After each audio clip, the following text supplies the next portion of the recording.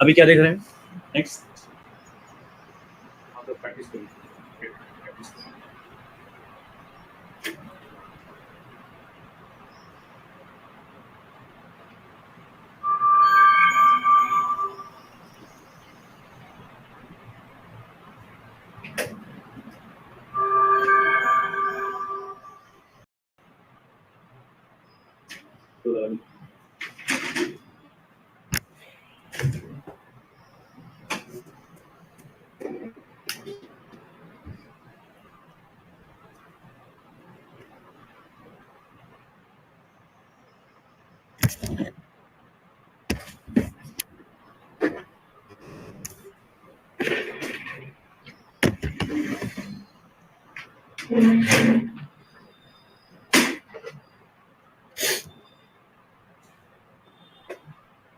तो अभी क्या देख रहे हैं?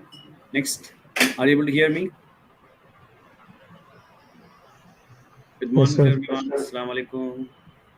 Sir, your screen is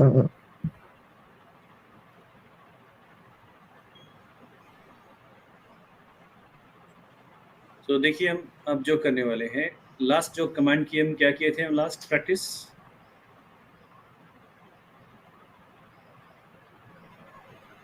storage पे किए थे। क्या करे थे हम? स्टोरेज S3 के ऊपर मैं कैसे स्टैटिक वेबसाइट होस्ट करना चाहिए, परमिशन कैसे बकेट पॉलिसी से डिफाइन करना चाहिए, पॉलिसी जो ना आराम से मिल जाती है ChatGPT से, बताया था हमने। और उसके बाद जो है ना किस तरह से कंटेंट अपलोड करना चाहिए, ऑब्जेक्ट्स बोलते हैं उसको, S3 के ऑब्जेक्ट्स। S3 को बकेट को पब्लिक कैसे बनाना चाहिए, प्राइवेट कैसे बनाना चाहिए, देखिए अपन। तो ये सब सारी जगह देखिए अपन कल के लास्ट प्रैक्टिकल्स में, राइट। तो पूरा मैं होस्टिंग करके आप लोग करके देना था, नहीं दिया आप लोग वेबसाइट होस्टिंग।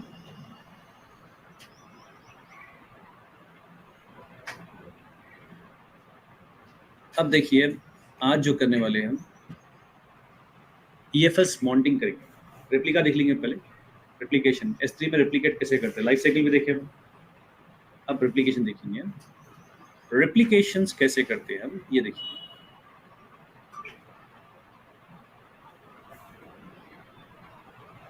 क्या मारेंगे हम? S3। मैं चाह रहा हूँ कि आपका जो इम्पोर्टेंट डेटा है हमारा, so it should not be depends only in one region. I want that मैं स्ट्रैटेजी बना रहा हूँ कंपनी के लिए, क्योंकि कंपनी में जो है ना डेटा इंपॉर्टेंट हो। तो S3 में जो है ना जब रीजन में स्टोर कर रहा हूँ, बकेट बना रहा हूँ, अगर रीजन कभी भी कम्प्लीटली डिस्ट्रॉय हो गया, डिजास्टर हो गया है, तो क्या होता? Data loss. तो मैं क्या करता हूँ, वो सिक्योरिटी के लिए, मतलब उसकी हाई अवेलेबिलिटी के लिए मैं क्या करता हूँ, डेटा को दूसरी जगह रिप्लिकेट कराता हूँ। जब भी बकेट 1 में डेटा स्टोर होगा, ऑटोमेटिकली रिप्लिकेट होगा सेकंड बकेट में डिफरेंट रीजन। तो इससे फायदा क्या होगा? आपकी हाई अवेलेबिलिटी बढ़ जाती है, एप्लीकेशन डेटा की अवेलेबिलिटी बढ़ जाएगी। तो यहाँ पर क्या करेंगे, देखिए यहाँ पर हम करेंगे एक बकेट तो ऑलरेडी क्रिएट कर चुके हैं। क्या नाम से, क्या नाम से बनाया? online bikes. Online bikes, online. Bikes. अब मैं इसको क्रिएट बकेट बोल रहा हूँ। तो वो ऑनलाइन बाइक जो है कहाँ पर बनाए थे हम, कनाडा में काम किए थे लास्ट टाइम, नॉर्थ वर्जीनिया में करते हैं हम। तो क्या करेंगे अब, ओहायो में जाएंगे। कहाँ जाएंगे? पहले कंफर्म कर लेंगे वो बकेट, पहली वाली बकेट कौन से रीजन में, ठीक है। ये डायग्राम आपको समझना है। क्या कर रहे हैं आप, एक बकेट यहाँ पर, एक बकेट यहाँ पर, ये आपका S3 है, ठीक है। ये बकेट से ये बकेट को रेप्लिकेट कराना है। ये रीजन 1 है, ये रीजन 2 है। तो मैं चाह रहा हूँ कंटिन्यूस रेप्लिकेशन होना है। जो भी यहाँ पर हम स्टोर कर रहे हैं डेटा, तो ऑटोमेटिकली यहाँ पर रेप्लिकेट होगा। अगर कल के दिन डिजास्टर हुआ यहाँ पर, there is no problem, again data is available here, I can access from here। तो ये हो गया रेप्लिकेशन का मामला। रेप्लिकेशन मतलब क्या होता है, कंटिन्यूस कॉपी को प्रोसेस को क्या बोलते हैं, रेप्लिकेशन। हम पहले कंफर्म कर लेंगे बकेट को हम हमारी बकेट किस में, नॉर्थ वर्जीनिया में रखी है, ठीक है। अब हम और एक बकेट बना रहे हैं, अलग रीजन बना लेंगे, ओहायो में ले रहा हूँ। बकेट का नाम दे रहा हूँ माई, क्या लिखिए ना, नेटफ्लिक्स बैकअप बकेट, क्या बोले, नेटफ्लिक्स बैकअप। बकेट क्या रखूंगा मैं, इट इज रिकमेंडेड एसी रहने को। अगर आपकी मर्जी आप रखना चाहें तो ये भी रख सकते हैं, बट बेटर क्या है, बकेट पॉलिसी में वो रख रहा हूँ। और यहाँ पर क्या कर रहा हूँ, ब्लॉक ऑल पब्लिक एक्सेस, हाँ प्राइवेट है मेरी, किसी को एक्सेस नहीं है बाहर से, इंटरनल एम्प्लॉयज को चाहिए था। वर्जनिंग एनेबल करता हूँ, रेप्लिकेशन के लिए वर्जन एनेबल करना जरूरी है, और क्रिएट बकेट।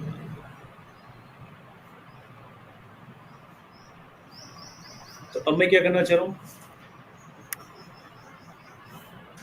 और एक जो बकेट है मेरी किसमें, नॉर्थ वर्जीनिया में, देख सकते हैं आप, ये मेरी ऑनलाइन बाइक जो है नॉर्थ वर्जीनिया, इस पे जाता हूँ मैं चाहता हूँ यहाँ का जो डेटा है वो कहाँ पर रिप्लिकेट होना है, Ohio. मैनेजमेंट जाता हूँ, जाके क्या है, replication rules, create replication rules. तो हमारा मकसद क्या है, मेरे कंपनी का डेटा बहुत इंपॉर्टेंट है यहाँ पर जो बैकेट में स्टोर हो रहा है, और मैं चाह रहा हूँ कि कल के दिन अगर रीजन अगर कोलैप्स हो गया है, डिसास्टर हो गया है नॉर्थ वर्जीनिया का, I should not lose my data. मेरे कंपनी का डेटा बहुत इंपॉर्टेंट है, एक्सेस करने के लिए मैं क्या कर रहा हूँ, उसको रीजन 2 में बना रहा हूँ, ओहायो में। तो उसको फिर अब यहाँ पर रेप्लिकेट देना है, तो पहले बकेट पे जाता हूँ, रेप्लिकेशन रूल में जा रहा हूँ, टेस्ट खोल रहा हूँ, एनेबल कर दिया हमें। अब ना सोर्स बकेट तो ऑनलाइन बाइक्स है, अप्लाई टू ऑल ऑब्जेक्ट्स, मतलब जितने भी हमारे ऑब्जेक्ट्स हैं, कंटेंट्स हैं बकेट में, वो पूरे ऑब्जेक्ट्स को जो है रेप्लिकेट कर दो। कहाँ पर करूँ, वही अकाउंट में है या दूसरा अकाउंट है, तो अकाउंट तो वही है मेरा। तो बकेट का नाम क्या है, तो हम सेलेक्ट करेंगे, तो बोला क्या बकेट का नाम क्या है, हम क्या करेंगे, ओहायो ले लिया वो। उसके बाद बोलेंगे रोल बनाना है क्या, तो हम क्या बोलेंगे, क्रिएट ए न्यू रोल बोलेंगे। हम IAM का रोल कुछ नहीं बनाए, परमिशन देना है उसको, तो हम क्या बोलेंगे, क्रिएट ए न्यू रोल बोलता हूँ, परमिशन क्रिएट कर लेता हूँ। तो एक रीजन से दूसरे रीजन को कनेक्ट करने के लिए परमिशन होना जरूरी है, तो रिप्लिकेट करने के लिए हम IAM role permission to one region to other region replication दे दिए। उसके बाद क्या है, समझे कि ना, डेस्टिनेशन क्लास पूछ रहा है, स्टैंडर्ड क्लास में रखो या क्लास कौन सी रखो, तो बोलूँगा भाई इसमें रखो, क्योंकि पैसे ज़्यादा से लेते हैं ना, सेकेंडरी रख रहा हूँ। तो go with what, one zone, cheaper पड़ जाएंगी वो। सेकेंडरी मेरा जो है, सेकेंडरी जहाँ पर रिप्लिकेट हो रहा है ओहायो में, तो मैं क्या चाह रहा हूँ उसको, मैं चाह रहा हूँ कि वो जोन स्टैंडर्ड में नहीं होना चाहिए, क्योंकि एक्सेस नहीं किया जा रहा है। अगर कुछ डिसास्टर हुआ तो कर रहे हैं, जब तक खाली पड़ी रही तो बेटर क्या है, low cost, one zone A. उसके बाद हम थोड़े ऑप्शंस को इसी डिफॉल्ट रख लेंगे, सेव कर देंगे, तो क्या होता है, ये चाहता है नॉर्थ वर्जीनिया से ओहायो में जाएगा। कौन सी क्लास मिलेंगी, यहाँ पर क्लास करेंगे जोन ए, यहाँ पर कौन सी क्लास है, स्टैंडर्ड क्लास। लोग इस्तेमाल कर रहे हैं इसको, ये बकेट को इस्तेमाल करते हैं, इसलिए स्टैंडर्ड रखिए, इसको कोई भी इस्तेमाल नहीं करें। If something happen to this, it will convert, it is available what here, पूरे लोग इसको कनेक्ट करेंगे। जब आप कर सकते हो, एडिट करके स्टैंडर्ड में लगा सकते हो परफॉर्मेंस के लिए। तो यहाँ पर बोला कि यस, जो भी एग्जिस्टिंग अभी मौजूद है वो भी डेटा को रेप्लिकेट कर लो, बोला ठीक है। जनरेट, और रिपोर्ट कहाँ पर डालना है वो, तो मैं क्या कर रहा हूँ, रिपोर्ट कहाँ बनाओ, नेटफ्लिक्स बैकअप बना दो रिपोर्ट, मतलब रेप्लिकेट करने का रिपोर्ट कहाँ बनाओ, रेप्लिकेट कितना हुआ, कौन सी मिस हो गई फाइल, क्या हुआ, रिपोर्ट होना चाहिए ना। और क्रिएट अ न्यू रोल बोलो, रेप्लिकेशन स्टार्ट रहता है।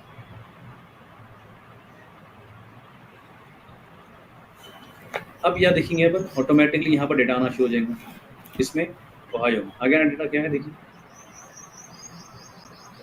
क्या नाम बनाए अपन, चेक करेंगे यहाँ पर। अब यहाँ पर रेप्लिकेट होना शुरू होता है, कहाँ पर, अब यहाँ से बता रहा आपको, स्टार्टेड हो गया, सक्सेसफुली क्रिएटेड ए जॉब, एक जॉब बन गया है रेप्लिकेशन का। रेप्लिकेट ऑपरेशन क्या है, रेप्लिकेट कब किए, न्यू है, और not yet available objects 0% complete, अभी कोई प्रोसेस में है।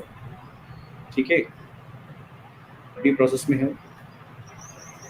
अब हम थोड़ा वेट करेंगे। 0% कंप्लीट, प्रिपेयरिंग हो रहा है, क्या हो रहा है, प्रिपेयरिंग। अब यहाँ पर आप रिफ्रेश करिए और चेक करिए, रिफ्रेश करिए, चेक करिए, एक्टिव बोल रहा हूँ, पहले न्यू बोला, उसके बाद प्रिपेयरिंग बोला, एक्टिव बोला। अब परसेंटेज क्या, कितने सक्सेस हो गया, कितना फेल हो गया, रिप्लिकेट कितना हुआ, क्या है, सब दे देंगे। टाइम इन एक्टिव स्टेट यहाँ पर आपको दे दिया है, तो हम क्या करते हैं, थोड़ा सा वेट करते हैं, थोड़ा सा टाइम लेके ना आ जाएगा। अब तो रिपोर्ट तो बन गई, अब स्टार्ट कर दे रहा हूँ। आगे ब्लॉग अबाउट एचटीएमएल कौन सी इसमें देखिए, ओहायो में, कहाँ था ये, नॉर्थ वर्जीनिया, ठीक है ना। तो क्या हो गया, डेटा रेप्लिकेट होना शुरू हो गया। गेटिंग पॉइंट, यहाँ पर आ गया, कुछ फोल्डर वगैरह नहीं है अभी, इमेजेस के फोल्डर भी आ गए। 8 ऑब्जेक्ट्स हैं, हम लोग कितने, 8। यहाँ पर कितने हैं इसके ऑब्जेक्ट्स, टोटल कितना है, 43 है। तो ऐसा ऐसा जो ना आते जाएगी, रेप्लिकेट होते रहेंगे, थोड़ा वेट कर लेंगे। इसका मतलब रेप्लिकेट कितना आसान देखिए, जो मेन बकेट में है उसमें गए, मैनेजमेंट में गए, रेप्लिकेट रूल बनाए और उसको बोले कि भाई डेस्टिनेशन ये बकेट है, और उसको बताया कि भाई IAM रूल नया क्रिएट कर लो, और उसका डेस्टिनेशन की जो बकेट है, क्लास कौन सी करो उसको, स्टैंडर्ड, कौन सी क्लास, स्टैंडर्ड आई कर दी, या जोन ए कर दी ना, वन जोन कर दी कॉस्ट बचाने के लिए। तो ये हो गया आपका नॉर्मली रेप्लिकेशन। तो हम क्या क्या देखे कॉन्सेप्ट, होस्टिंग करना, बकेट प्राइवेट पब्लिक करना, बकेट पॉलिसी डिफाइन करना, फिर इसके बाद अपलोड करना कंटेंट्स, फिर इसके बाद देखिए लाइफ साइकिल, इसके बाद देखिए रेप्लिकेशन। ये कॉमनली इस्तेमाल होते हैं आपको रियल टाइम में सवाल।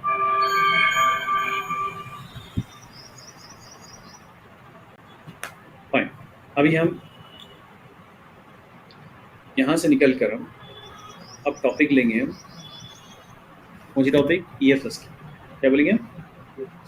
अब S3 में हम फीचर्स देख लिए कि भाई how to, what is bucket, bucket क्या होती है, बकेट में ऑब्जेक्ट लॉक क्या होता है, वर्जनिंग क्या होती है, कब रखना चाहिए, परमिशन कैसे डिफाइन करना चाहिए, bucket policy is best policy compare to ACL disable करना चाहिए, ठीक है। तो ये सारी से मालूम हो गया। अब हम क्या करना चाह रहे हैं उसको, अब हम EFS को इम्प्लीमेंट करना चाहिए, स्टोरेज को, EFS को। तो हम क्या बोले, वेब सर्वर से। मैं चाह रहा हूँ वेब सर्वर जो है, मेरे 2 वेब सर्वर्स है और मेरा यहाँ पर EFS फाइल सिस्टम। EFS में क्या करना है, बकेट नेम होते हैं यहाँ पर, फाइल सिस्टम बोलते हैं, स्पेस बनाते हैं फाइल सिस्टम। फाइल सिस्टम का नाम क्या रखा मैं, एग्जाम्पल वेब डेटा बोल दिया, क्या नाम रखा मैं, वेब डेटा। तो ये पूरे लिनक्स मशीन है मेरे,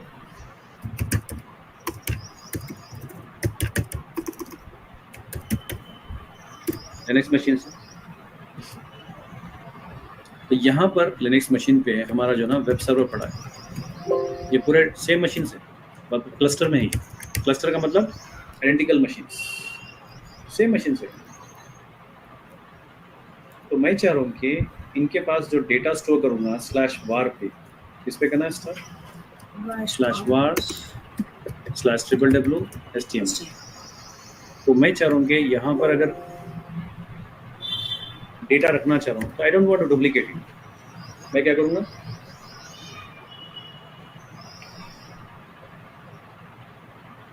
डेटा एक ही बार यहाँ पर अपलोड कर दूँगा, कहाँ पर, ये मशीन पे नहीं करूँगा, यहाँ पर करूँगा।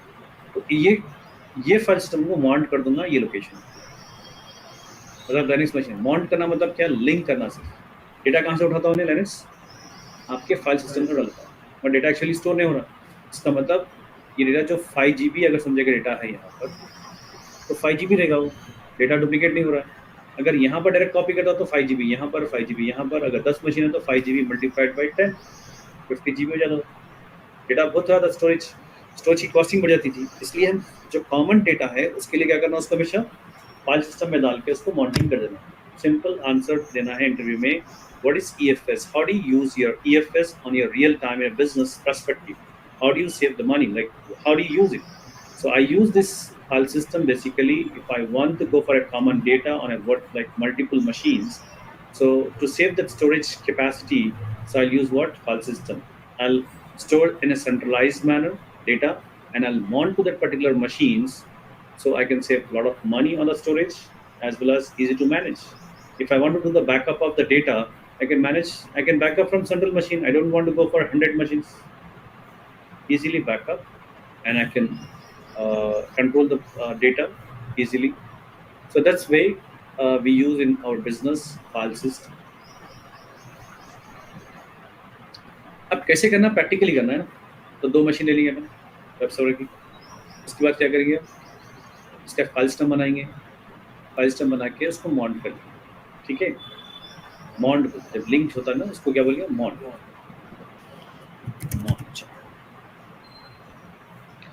और जो माउंट करते हैं हम, अब लाइनेक्स मशीन और EFS जो कम्युनिकेट करते हैं, कौन से प्रोटोकॉल से करते हैं, communication protocol interview booster, NFS, network file system. Communication protocol between the Linux server and an EFS, how they communicate, on what protocol they communicate. They communicate with what? NFS. It's not NFA, NFS.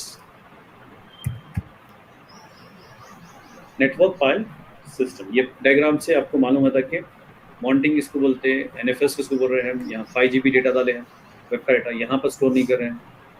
आपकी HTML, CSS, JavaScript और समझिए जो भी आपका है, Python का script है, कोई PY है, सब डेटा कहाँ रख रहे हैं, file system. So only one time, that's it. So जो भी मशीन दिखेगा जो माउंटिंग करेगा, सबको क्या दिखता है, डेटा यहाँ पर है बोल के बताता, मगर है नहीं, एक्चुअली स्टोर यहाँ पर नहीं करवाए। कहाँ पर करवाए, यहाँ फाइल सिस्टम में स्टोर किया। तो इस तरीके से अपना स्पेस बच गया। अब इसको प्रैक्टिकल करिए। कोई क्वेश्चंस? फाइल सिस्टम समझ रहे हैं? Am I audible to everyone? Yes, sir. Yes, sir. अभी हम चाह रहे हैं कि अपने पास 2 मशीन होना चाहिए प्रैक्टिस अगर डेमो करने के लिए, हम ट्रायल मानना चाहें, हम POC बनाना चाहें। POC का मतलब proof of concept. Proof of companies में हम काम करने से पहले पायलट पर क्या करते हैं, प्रूफ ऑफ कॉन्सेप्ट बनाते हैं। POC मतलब मशीन बना के ना टेस्ट कर लेते हैं। तो एक मशीन ये है और एक मशीन बना लेंगे।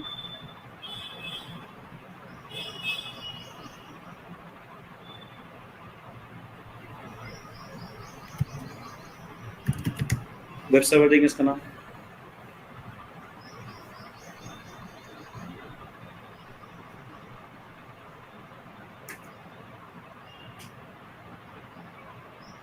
विदाउट कीपर कर रहा हूँ, क्योंकि प्रैक्टिस कर रहा हूँ ना मैं, विदाउट कीपर कर लेंगे। अगर रियल टाइम है तो कीपर बनाना जरूरी है, क्योंकि एक्सटर्नल यूजर्स कनेक्ट करने के लिए कीपर होना जरूरी है। हम यहाँ ही ब्राउजर में कनेक्ट कर ले रहे हैं ना उसको, क्योंकि मैं क्लाउड इंजीनियर हूँ, मेरे को रूट यूजर से लॉगिन किया।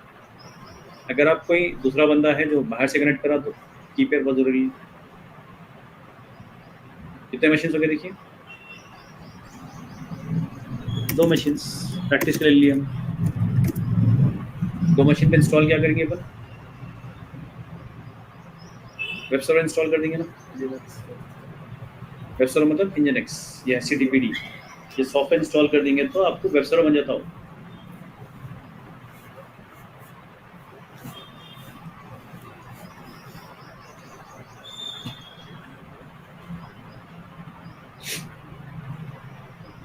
हम क्या करें, sudo yum install httpd-1 हो गया install. sudo systemctl start httpd, ये मशीन पे कर दिया। हम दूसरे मशीन पे भी करना है ना, इसको भी कनेक्ट करेंगे, इसको भी कनेक्ट करेंगे। तो मैं क्या कर रहा हूँ, हमारा जो सिनेरियो है वो समझने के लिए 2 मशीन बना रहे हैं। एक डेमो जो है ना, एक वेब सर्वर, एक दूसरा वेब सर्वर, दोनों आइडेंटिकल मशीन समझो, हमारे ऑटो स्केलिंग क्लस्टर में। तो कैसे करना चाहिए, sudo yum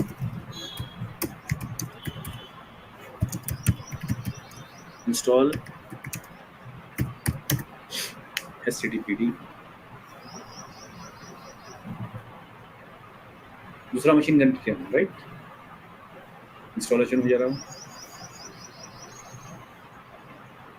तो इंस्टॉल होते कि उसकी एक डायरेक्टरी बनती, क्या नाम से डायरेक्टरी बनती, वार के अंदर www.html के नाम से बनती। तो डेटा कहाँ डालना, यहाँ डालना। तो मैं अगर फिजिकल मशीन में डाला तो डेटा बहुत स्पेस बहुत खा लेता हूँ, डुप्लीकेट हो रहा है डेटा।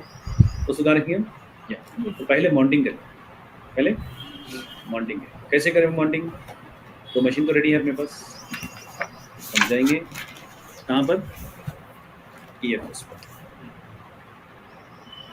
ये EFS मशीन खोल दिया, EFS सर्विस। EFS मशीन पे मैं क्या करूँगा, क्रिएट है, बता दें, scalable elastic cloud native NFS file system. क्या कर रहा हूँ, वेब डेटा विल कनेक्ट कर रहा हूँ, डिफॉल्ट VPC ले लिया। कौन से नेटवर्क में करना चाहिए, क्योंकि आपका ये भी बहुत इंपॉर्टेंट पॉइंट है, आपके सर्वर्स और आपके फाइल सिस्टम पूरे एक ही VPC होना चाहिए, क्या होना, VPC डिपेंडेंट ही, वर्चुअल प्राइवेट क्लाउड। अब यहाँ पर हमारा फाइल सिस्टम बन गया, स्पेस बन गई नाम से। अगर हम व्यू फाइल सिस्टम बोलेंगे, यहाँ पर एक ऑप्शन है, क्या है, अटैच। ये क्लिक करते कि उन्हें कमांड दिया था कि भाई ये कमांड ले लो बोल के बोला, ये कॉपी कर लो कमांड। और माउंट करने के लिए आपको लिखने की जरूरत नहीं है, कमांड लेके आप क्या करो, ये मशीन पे जाओ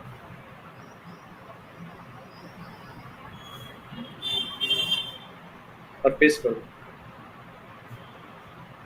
तो लास्ट में क्या करना अपन, EFS है ना, तो /var/www.html, मतलब माउंटिंग क्या करना है, जो डायरेक्टरी है वो डायरेक्टरी दे देना।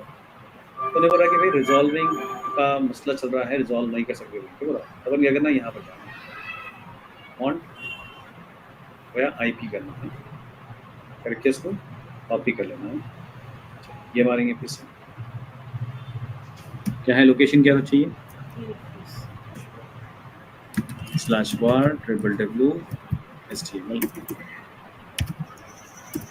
ये कर दिया। तो क्या होगा, एरर नहीं देना चाहिए। जब मैं डायरेक्टली mount NFS4 ये कमांड मारता हूँ तो ने बोला कि भाई it can not be resolve now, बोल के बोला। रिजॉल्व लगता होने थोड़ा टाइम लगता है उसका, बट मैं जब इससे IP से मारा रुक गया होने, सक्सेस भी नहीं बना, तो क्या वजह है, दैट्स वेरी इंपॉर्टेंट। EFS का भी क्या होता है, सिक्योरिटी ग्रुप होता है। क्या होता है, तो सिक्योरिटी ग्रुप रोक रहा होने, बिकॉज ये मशीन रिक्वेस्ट कर रहा है उसको, यहाँ से रिक्वेस्ट करे ना लाइनक्स मशीन, तो रिक्वेस्ट जब जारी है तो NFS कमांड के थ्रू जारी है, NFS प्रोटोकॉल। तो सिक्योरिटी ग्रुप में क्या एनेबल करना आपने को, अलाउ NFS अलाउ करना सिक्योरिटी ग्रुप में। तो हम देखेंगे यहाँ पर NFS कहाँ पर है, इसको क्लोज कर देंगे, नीचे जाएंगे, नेटवर्क दे रहा ना, नेटवर्क में सिक्योरिटी ग्रुप मालूम करना अपने को। अच्छा, ये मालूम हुआ कि सिक्योरिटी ग्रुप ये है, तो मैं जाके कॉपी करता हूँ उसको और खोलता हूँ VPC के अंदर रहता है ना सिक्योरिटी ग्रुप। तो मैं जाके यहाँ पर VPC में जाता हूँ, तो यहाँ सिक्योरिटी ग्रुप यहाँ पर ऑप्शन है। तो मैं चेक करता हूँ कि भाई जो EFS सिक्योरिटी ग्रुप इस्तेमाल कर रहा है वो सिक्योरिटी ग्रुप कहाँ पर है, उसको कॉन्फ़िगर करने के लिए यहाँ पर ऑप्शन सिक्योरिटी ग्रुप है। यहाँ पर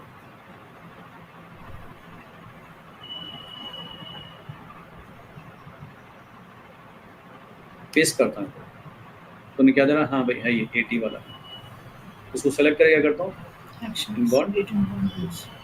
क्या रूल डालना है, कौन सा देना है प्रोटोकॉल, NFS अलाउ। कहाँ से अलाउ करो, फ्रॉम एनीवेयर, सेव रूल्स। अगर मैं एक बार कर दिया तो देखिए यहाँ पर रुका हुआ है ना, ऑटोमेटिक चले जाता हूँ, क्योंकि रुका क्यों था उन्हें, सिक्योरिटी ग्रुप रोक रहा था उसको, it is not allowing to go to your machine communicate करने के लिए। अब मैं ये कमांड मारा हूँ, जब से रुका हुआ था, अब ऑटोमेटिक क्या करेंगे, उन्हें कनेक्ट हो जाएगा उसका, एंटर मारेंगे, चेक करेंगे हो रहा नहीं हो रहा है, क्योंकि रुक गया ना, ऊपर बता रहा ही नहीं उन्हें कि भाई कनेक्ट हो रहा नहीं हो रहा है, मैं तो अलाउ करिए ना। तो अगर नहीं हुआ तो हम Ctrl+C मारेंगे, अच्छा हो गया, देखिए यहाँ बता रहा हूँ, एंटर मारते ही हो गया ना, एरर नहीं बता रहा है। तो हम जो है ना ऐसे मशीन पर और एक मशीन पर जाएंगे, उसको भी कॉपी पेस्ट करेंगे, सॉरी क्या कॉपी पेस्ट करेंगे, वही माउंट पॉइंट, ये सेम कमांड लेके कॉपी कर सकते हो। कॉपी करके दूसरे मशीन पे भी चढ़ा देंगे ना उसको, सेम कमांड मार देंगे। हाँ जी मॉन्टिंग हो गया। कैसे मालूम करना मॉन्टिंग? df माइनस h मार देगी, हाउ टू सी मॉन्टेड और नॉट। तो नीचे का लास्ट लाइन बता देखिए, ये आईपी पे मॉन्ट हो गया, कौन सी डायरेक्टरी पे? var www html, मॉन्ट सक्सेसफुली हो गया, वो क्या बता रहा हूँ। यहाँ पर भी मारेंगे कमांड df माइनस h मारेंगे, तो यहाँ पर ही बता रहा है कि भाई हाँ हो गया, राइट। तो इस तरीके से हमारा जो है मॉन्टिंग काम हो गया। तो इसका मतलब डेटा कहाँ पर स्टोर होगा? अगर मैं यहाँ पर कोई भी जगह डेटा डाल रहा हूँ, example cd var www html, यहाँ जा रहा हूँ, अब यहाँ पर sudo touch एक फाइल बना रहा हूँ, touch payment dot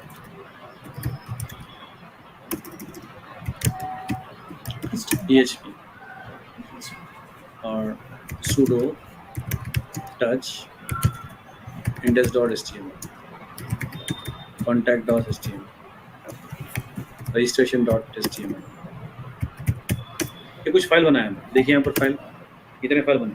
तो एक्चुअली स्टोर कहाँ हो रहा फाइल? क्योंकि मैं अगर ये लोकेशन पे आया तो it is not going to store in the local disk, it is store in to where? EFS पे होता है। क्या होता है? अगर ये मशीन पे मैं स्टोर किए बनाया ना, अब ये मशीन पे गए तो दिखता, ये मशीन पे भी गए तो दिखता। कैसा दिखेंगे अपन? cd var www html जाएंगे, ls मारेंगे, क्या दिख रहा? देखिए तो एक्चुअली इन्हें यहाँ पर स्टोर नहीं हुआ, यहाँ पर स्टोर हो गया है। ये मॉन्टेड है इसलिए क्या कर रहा है, दोनों को बता रहा हूँ, शैडो कर रहा है। एक्चुअली स्टोर यहाँ पर भी नहीं है, यहाँ पर भी नहीं है। स्टोर कहाँ पर है? ये स्पेस ले रहा हूँ, मॉन्टेड किया ना उसको। तो ये समझना कि what ever you store here, so it will be stored here into the file system, into the file system। Clear हो गया? प्रूफ करने के लिए अगर अपन जाके एक जगह पे स्टोर करें तो जाके दोनों मशीनों पे, चारों मशीन पे जाके देख रहे हैं तो सेम कंटेंट मिलेगा, क्योंकि डेटा कॉमन कहाँ से आ रहा है? फाइल सिस्टम से, इसलिए कॉमन मिल रहा है। Is it clear? Any question from your side? Yes sir.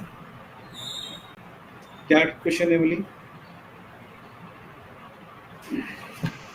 Morning समझ में आ गई? तो पहले तो थ्योरी समझना है, क्यों करते हैं, क्या स्पेस बताया मैं, बिजनेस यूज केस क्या होती है।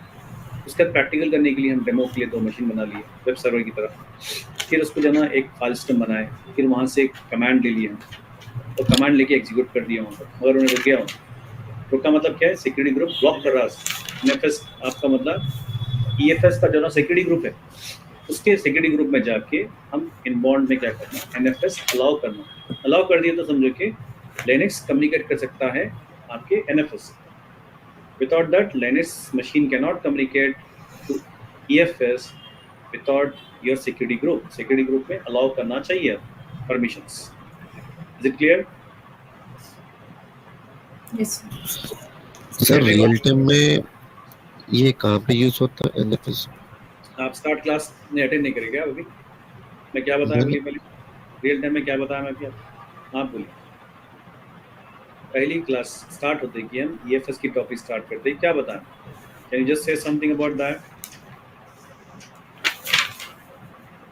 एग्जांपल समझिए, मैं आपको लास्ट टाइम थ्योरी क्लास, आप लास्ट क्लास अटेंड नहीं करोगे मैं समझता हूँ। इनके लास्ट थ्योरी क्लास क्या हुआ? EFS, S3 और EBS के डिफरेंस बताए थे। अगर समझे कि आपका प्रोग्रामर, आपका डेवलपर जो ना आपकी एप्लीकेशन दे रहा है आपको कि भाई डेवलप हो गया ले लो बोल के बोल रहा, क्या दिया आपको? HTML, CSS, जावास्क्रिप्ट या जावा के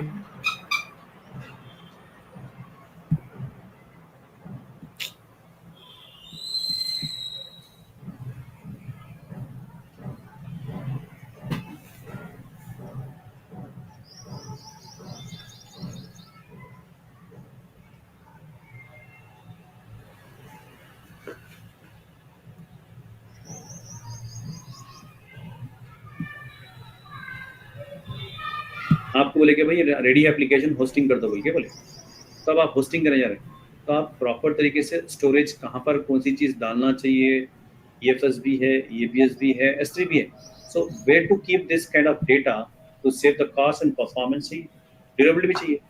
तो आप क्या करते हैं, आपके पास EFS भी है और S3 भी है, तो तो S3 में क्या डालते हैं लेके अपन Chunks. Buckets. उठा के डाल देते हैं, क्योंकि object based images, videos. Object storage है, तो यहाँ पर सस्ती पड़ती है। और ये कोड क्या करते ले आके EFS. EFS में डालते हैं, डाल के मॉनिटरिंग करते हैं उसको। इससे क्या हो गया, कॉस्ट बच रहा है। ये डेटा क्यों डाल रहे हैं यहाँ पर, ये ऑब्जेक्ट बेस्ड नहीं होता, रीड एंड राइट ऑपरेशन होते हैं इसके ऊपर, मॉडिफिकेशन होते हैं फाइलों के ऊपर। तो उसको क्या करते हैं, NFS ऐसा स्टोरेज है जहाँ पर रीड एंड राइट ऑपरेशन होते हैं, और it can be mounted to multiple server, but S3 can not be mounted to multiple servers. So S3 बनाया गया है रीड ऑब्जेक्ट्स के लिए, खास तौर पे ऑब्जेक्ट डेटाबेस के लिए। और S3 में फीचर बताए थे हम, it is not only for object storage, hosting के लिए बताते हैं, होस्टिंग के लिए काम करते हैं, होस्टिंग के लिए भी करते हैं, बैकअप के लिए भी करते हैं, और एक डेटा शेयर करने के लिए, कोलैबोरेशन करने के लिए। क्लियर है? जी सर, क्लियर। Yes sir. अगर रियल टाइम का एप्लीकेशन Node.js पे है, PHP पे है, Python पे है, कोई भी एप्लीकेशन, उसका कोड उठाए का डालेंगे अपन, जो डायनेमिक कोड है, EFS. फाइल सिस्टम में रखेंगे, जिसको आपके सर्वरों को जरूरत है। डुप्लीकेट करेंगे तो सर्वर पे डायरेक्टली रखेंगे तो क्या डुप्लीकेट होता है और उसमें कॉस्टिंग बढ़ जाती है। कॉस्ट एनालिसिस बहुत जरूरी है, कॉस्ट बचाना है। कभी ऐसे काम करके रखते हैं कोई, तो you are going to visit as a consultant and you are going to analyse, oh they are not doing an kind of EFS, you find and you just analyze and you just cut off the cost by doing what, mounting the file system। तो इसमें क्या होता, 50 GB और 1 TB का जो data जो ना सिर्फ 5 GB में काम आया। क्यों? फाइल सिस्टम यूज करें। तो आप बताइए कि मैं कॉस्ट कितना रिड्यूस कर दिया। Done? Any questions now? Please attend very regularly from the starting, because storage topic is very important. I have explained initially about what is S3, what is EFS, what is EBS, differences क्या है, कब कब इस्तेमाल करना चाहिए, object क्यों बोलते हैं, रीड एंड राइट ऑपरेशन किसको बोलते हैं, और माउंटिंग क्या होती है। इसके बाद फिर हम S3 पे प्रैक्टिकल गए, फिर अब EFS से प्रैक्टिकल पे आ रहे हैं। तो एक बार प्रॉपर तरीके से नोट्स भी पॉइंट बनाना चाहिए आपको। नाइला और Mustafa, yes sir, yes sir, line पे। But I want that practical exposure. Screenshot आपका शेयर करिए, आप लोग प्रैक्टिकल करके स्क्रीन रिकॉर्ड करना है आपका, जो आपकी प्रैक्टिकल रिकॉर्ड करके मुझे लिंक भेजिए। कौन सा, जो आप नहीं करे अभी तक। Okay sir. 3 EFS के प्रैक्टिकल आप दीजिए मुझे, आपकी एक्सप्लेनेशन चाहिए उसमें मुझे, ठीक है? तो ये करना जरूरी है आपको। Okay, so I am closing this session.